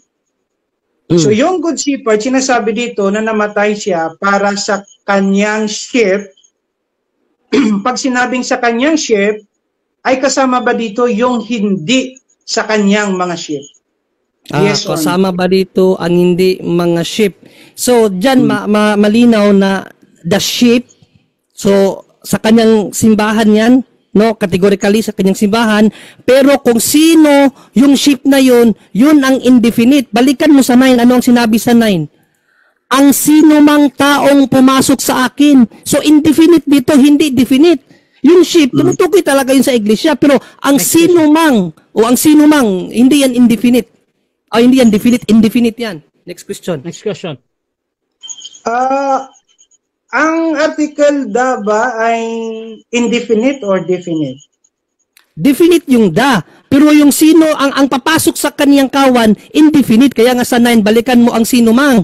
Pero 1 John 2:2 nga, Pastor, sabi ni St. John sa 1 John 2:2, not only for ours, but also for the sins of the world. Do not contradict the one text to another text. I-combine mo lahat yan kasi hindi lang iisa ang talata. Next question. So, mayroon pang mga tao na wala sa sheepfold. Yes or no? Yes, mayroong tinatawag dyan na lost sheep. Nasabi nga ni Panginoong Kristo, pag nawala ang isa, hahanapin ko yung isa, iwanan niya ang siyam na putsyam. Pero the question is, para lang ba sa sheep niya? No nga. Kasi according to St. John, not only for the sheep, but also for the sins of the whole world. Kontra yan sa paniniwala mo, Pastor. Kaya next question. So yung hanapin ni Kristo ay yung lost sheep. Hanapin niya ba yung kanyang hindi sheep or yung hahanapin niya yung kanyang sheep na na-lost? Hinanap niya, ayon sa context, hinanap niya yung lost sheep. Pero sabi nga ni St. John sa kanyang sulat, not only for the sheep, but also for the sins of the whole world. Kaya the atonement is not limited. It's for all. Next question. Na may mga tao na sheep ni Jesus Christ at may mga tao na hindi sheep ni Jesus Christ. Yes, pero again, according to St. John, not only for the sheep, but also for the sins of the whole world. Hindi limited atonement kasi for all the whole world nga eh. So again yan sa pananampalataya mo, itong 1 John 22 ang kontrahin mo. Wag mo nang ipasok yung mali mong unawa sa John 10, 9 to 11. Next question. Next question.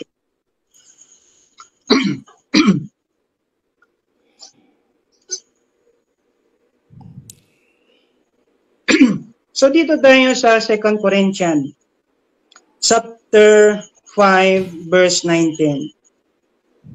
Sabi dito,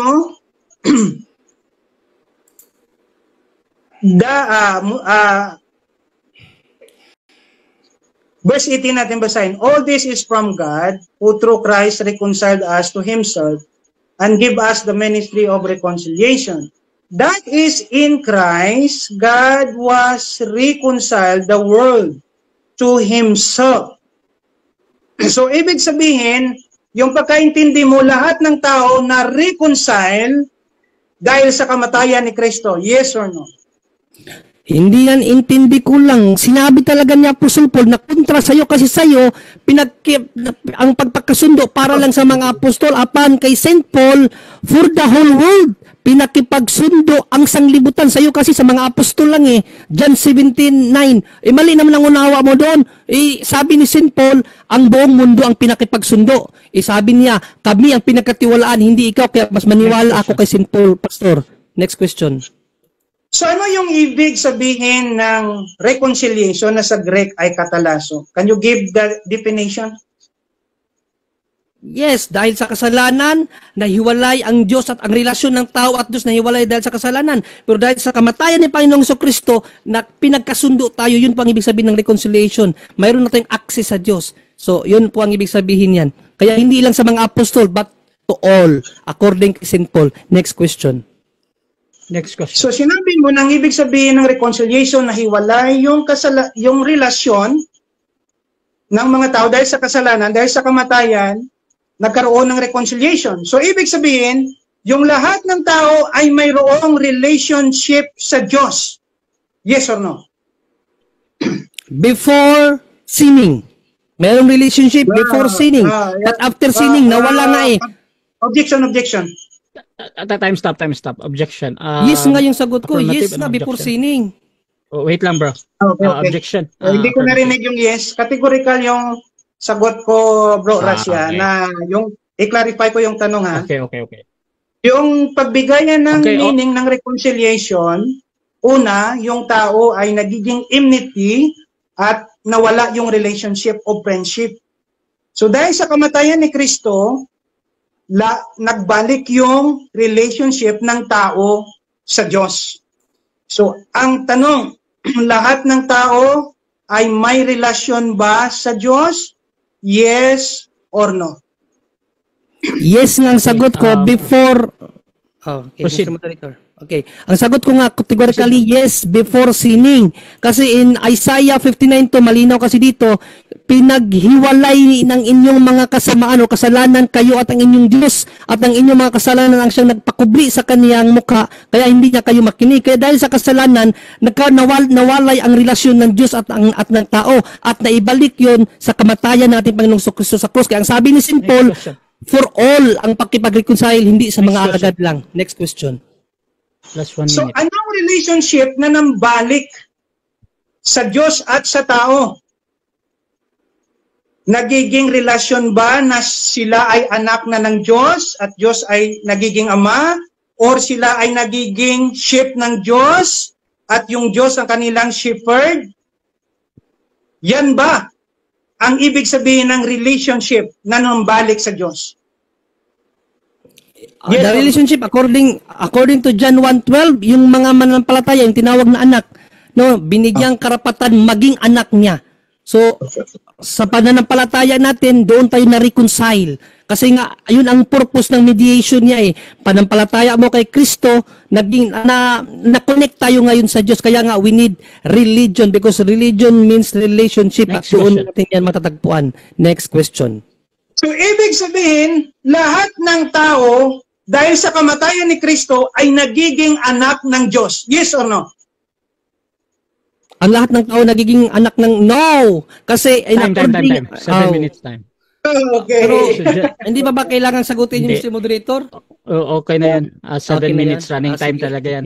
So dyan nagtatapos mga kapatid ang ating second cross. So dako tayo sa final conclusion. Mauuna dito si negative, mahuhuli si affirmative. So mga kapatid,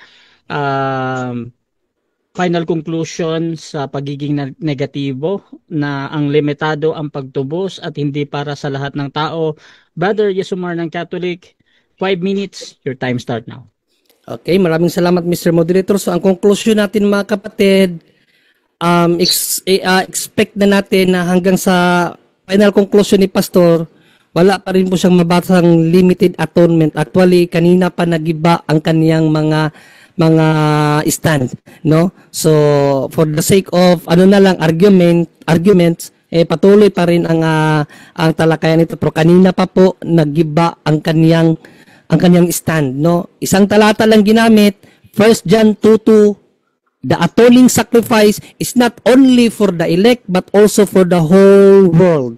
Doon pa lang bagsak na ang doktrina nila. At yung sinabi niya na kailan naging na-reconcile ang tao, lahat pa ng tao tinawag na anak, hindi. Kasi nga, ang sagot ko nga sa iyo kaganina, Pastor, hindi yan effectual, provisional. Diba? Ikaw lang naman ang naniniwala na effectual yan eh. Hindi nga effect agad kasi nga kinakailangan mo pang manampalataya. O John 1:12, ano ang sinabi sa John 1:12? Paano ka magiging anak? O, datapot ang lahat walang ano yan, walang exemption dyan. Sa kanya'y nagsitanggap, ay pinagkalooban niya sila ng karapatang maging anak. Kaya, hindi nga effectual eh, provisional. Pero, ang ating kasing topic dito, Pastor, yun bang limited atonement ba ang pagligtas na para lang sa mga alagad? Mali. Kanina ka pa kanina ka pa nalugmok sa putik sa mga pinapakita ko sa yung talata na hindi talaga mga ilik lang. Kahit balikan pa natin to ng 100 times ang 1 John 22 sa New International Version. Pastor, magbasa ka kasi ng ibang Biblia, puro lang kasi kayo King James. O sa New International Version, the atoning sacrifice for our sins, not only for ours, ibig sabihin sa elect, but also for the sins of the whole world. Yan, Pastor, hanapan mo ng paraan paano mo makontra yan. At kapag nakontra mo yan, ang kinontra mo ang salita ng Diyos. So, hindi ka sa Diyos. Yun ang sinabi ni St. John sa 2 John 1:9 na ang hindi sumusunod sa katuruan ni Kristo, kundi nagdaragdag pa dito ay hindi nagpapasakop sa Diyos. Hindi ka na nagpapasakop sa Diyos kung hindi mo paniniwalaan ang aral ni Apostol na Juan about atoning sacrifice. Ano yung aral ni Juan, atoning sacrifice? The atoning sacrifice for our sins, not only for ours, ibig sabihin sa mga elect, but for all the sins of the whole world. Kaya nga sabi ko sa iyo, Pastor, hindi talaga limited. Kasi kahit pa hindi mananampalataya, may kaligtasan yan. According sa law na ibinigay sa kanila ng Diyos, isinulat sa puso. To know what is good, what is right, yan po ang divine law, natural law na ibinigay ng Diyos sa lahat ng tao sa kanilang mga puso. Malaman nila ano ang mali at ano ang tama. Na kapag sumunod sila sa tama, kahit pa wala silang kaalaman about sa Diyos, makatanggap sila ng kaligtasan. Kaya tinanong ko sa iyo kung alam mo bang talata na yan eh. Romans 2:13, 14, 15. Paliwanag ko sa iyo, Pastor. Kaya mali-mali yung aral nyo. Kasi hindi nyo kino-contextualize ang Biblia. Magbabasa lang kayo ng isang talata, tapos ito ang kahulugan, ito ang kahulugan. Dapat according to the Bible, ang explanation mo, hindi according to you. Eisegesis yan, hindi yan exegesis. Romans 2:13 to 15.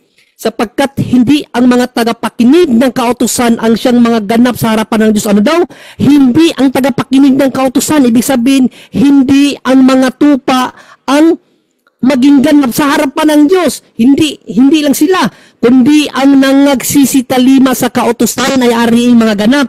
Sapagkat kung ang mga hintil na walang kautusan sa katutubo ay nagsisigawa ng mga bagay ng kautusan, ang mga ito na walang kautusan ay siyang kautusan sa kanilang sarili kahit hindi sila nakatanggap ng kautusan, pero kung ano yung alam nila na tama, yun ang kautusan na ibinigay ng Diyos sa kanilang sarili. Ang tawag dyan, yung isinulat sa puso, sa 15, na nangagtatanyag ng gawa ng kautusan nasusulat sa kanilang puso. Yung sinasabi ko sa yung natural law na isinulat ng Diyos sa lahat ng tao to know what is good, what is right, na kapag sinunod nila ang good, kahit na hindi nila kilala ang Diyos, may kaligtasan sila, na pinatotohanan ito pati ng kanilang budhi at ang kanilang mga pag-iisip ay nagsusumbungan o nagdadahilanan sa isa't isa. So ibig sabihin, hindi talaga limitado lang ang kaligtasan sa mga elect, kasi nga ang pagtubos for all the whole world, natubos na ang lahat. Ngayon, yung mga hindi nakakaalam sa Diyos, kahit hindi nila kilala ang Diyos, pero sumunod sila sa right law, yung law na ibinigay ng Diyos sa kanila na sundin ang tama, may kaligtasan yun. Kaya nga mga kapatid, the salvation is not limited, but for all. Maraming salamat. God bless all. Okay, so dyan nagtatapos mga kapatid ang final conclusion ng ating negative. Dako tayo sa final conclusion ng affirmative sa kanyang pinatutunayan na limitado lang ang pagtubos at hindi para sa lahat ng tao. Pastor Arnel ng Reformed Presbyterian, your time start now. So magandang gabi po sa lahat at sa ating contention. No? So naririnig ko sa kanya yung word na contextual. So salamat na na-mention niya yung word na contextual at yung exegesis, no? Hindi po eisegesis. So dito bibigyan natin ng isang paglalahad, no? Yung tinanong ko sa kanya kung ano yung ibig sabihin ng reconciliation doon sa 2 Corinthians chapter 5 verse 19. Sabi niya nabalik yung relationship. Kasi noon dahil sa kasalanan nawala yung relation ng tao sa Diyos. So ang tao nagiging enmity. No. At tinanong ko kung anong relationship, sinabi niya, ang pagkaanak ng Diyos. Pagkaanak sa Diyos. So yung tinanong ko na lahat ba ng tao, kasi sabi mo ang world dyan ay lahat ng tao, so kung pagkaanak dyan ang sinasabi na na-reconcile yung relationship, so ibig bang sabihin, lahat ng tao ay anak ng Diyos.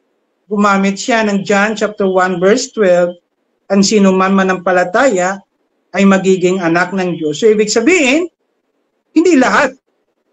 Pero sa kanyang statement na dahil sa kamatayan, ang tao ay na-reconcile sa Diyos at nagkaroon ng relationship ng pagkaanak. So yan po ba ang tinatawag nyo na contextual interpretation? No? So dito, pinapahayag natin, binibigyan natin yung etymology ng word at ini-interpret natin according sa context. At ulit-ulit na sinasabi yung 1 John, yung 2 John, 1 John 2:2, na not for ours only but also for the world. So I already explained na yung word dyan na atoning or propitiation sa Greek word ay hilamos, to appease the wrath of God. So kung ang lahat, yung wrath of God ay na-appease sa lahat ng tao, so malaking problema yan. At si John mismo nagbigay ng konklusyon kung ano talaga yung ibig sabihin ng world na sinasabi niya in related to atonement. Diyan natin makikita sa Revelation chapter 5 na sinasabi ko from every tribe, nation, and language. Pag sinabing every tribe, nation, and language, hindi po. Ayon sa konteksto, hindi po lahat ng tao. So, diyan ay pinapakita na si Kristo ay namatay sa mga tao from tribes, nation, and language. So, yan ang ibig sabihin ni John pag ginagamit yung word na world. So doon sinasabi niya na yung John chapter 1 verse 29 ay hindi po effectual. Kiniklaim din naman yung ibig kong sabihin na ang effectual dyan ay justification by blood. Binayaran yung kasalanan effectually. Pero hindi pa nangyayari yung justification by faith. Dahil mayroon ng Diyos na appointed time na sila ay manampalataya kasi binigyan sila ng faith na sila ay manampalataya at doon mangyayari ang justification by faith. 1 minute. So magkaiba yung justification by faith sa justification by blood.